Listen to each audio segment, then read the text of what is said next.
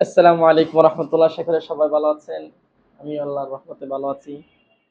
আজকে হলো happy new year.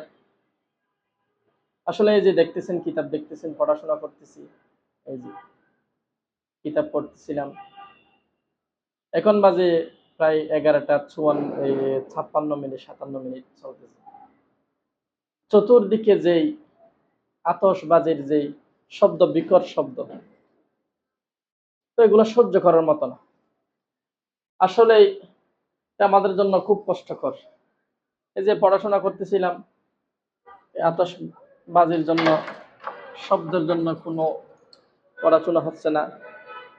তো এইটা যে ইহুদিদের কালচার আমাদের দেশে মুসলমানদের মধ্যে হয়ে গেছে, কি আর করবেন। তো দেখতেছি এখন কি যে আওয়াজ হচ্ছে বাহিরে, আসলে এটা বোঝার মতো ইয়ে নেই। দেখতেছি আর কি, উপরে দেখি আমাদের কোথায় হচ্ছে আতশবাজি, এত আওয়াজ, এত বেশি।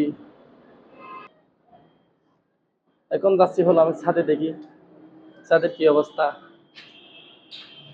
আসলে এই জিনিসটা ইহুদিদের কালচার, ইহুদিদের এটা ভিডিও। আপনারা এখানে যা দেখতেছেন, আসলে এটা আমাদের মুসলমান ধর্মের মধ্যে এটা নেই। এটা হলো বাহিরের যেই কালচার আমাদের বাচ্চাদের মধ্যে ঢুকে গেছে। এটা আসলে আমি আপনি করি নাই, করছে আমাদের ছোটরা, বাইস্তারা, হ্যাঁ এরকম। কারণ এটা বলবে কি, এটা আরো ছোট মানুষ, হুজুর এগুলা কি বুঝে। আসলে আল্লাহ তাআলা বলেন, বিসমিল্লাহির রহমানির রহিম, ওয়া তাআওয়ানু আলাল বিররি ওয়াত তাকওয়া ওয়া লা তাআওয়ানু আলাল ইসমি ওয়াল উদওয়ান। ভালো কাজের যে করবে তাকে সহযোগিতা করো, আর যারা মন্দ কাজ করবে তাদেরকে সহযোগিতা করো না। যদি বা সহযোগিতা করো, তাহলে সমান অপরাধী দেখেন হবে।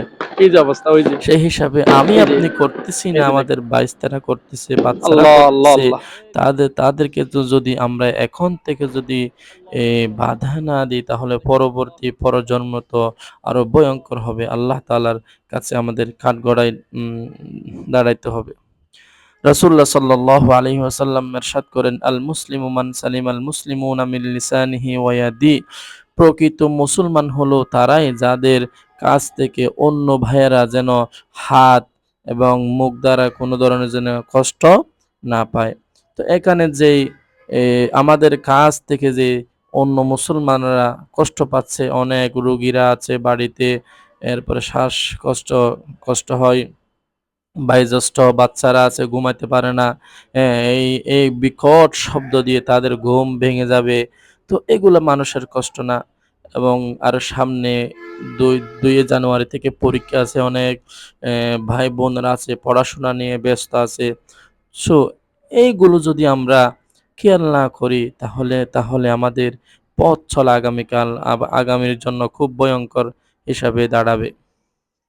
সেই হিসাবে আমাদের জি, উচিত আর এগুলো মসজিদের থেকে মাইক আমাদের বিরত এই যে থাকা। দেখেন, এই এই যে যে দেখেন, দেখতেছেন, দেখেন, দেখেন কি যে কি বিকট অবস্থা। শব্দ দিয়ে এই একটু ফানুস আল্লাহু আকবার। ফুটে, এই যে দেখেন, দেখেন। আতশবাজি ফুটে, অনেক শব্দ, আল্লাহ, বিকট আল্লাহ শব্দ মাফ করুন হয়। আল্লাহ। বাড়ির এই যে মধ্যে, বাসার মধ্যে বাচ্চারা থাকলে তাদের কান্নাকাটি ভয়। গতকাল একটা পোস্ট করলাম, মানে বাড়ির পাশে আতশবাজির আওয়াজে মানুষ, এই বাচ্চাটি এত বেশি কান্না করতেছে, তাকে থামানো যাচ্ছে না।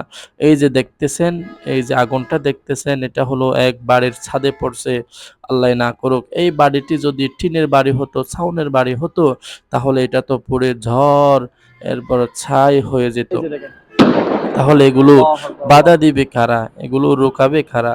আমি আপনি যদি এগুলা এখন থেকে যদি বাচ্চাদেরকে যদি বাধা এটা না হলো দিই, তাহলে কারো আগামী বাঁশির। প্রজন্মে তারা মনে করবে এটা একটা আল্লাহু আকবার এই আল্লাহ। ইসলামী ধর্মের মধ্যে আছে। আল্লাহ আমাদের সবাইকে হেফাজত করুক।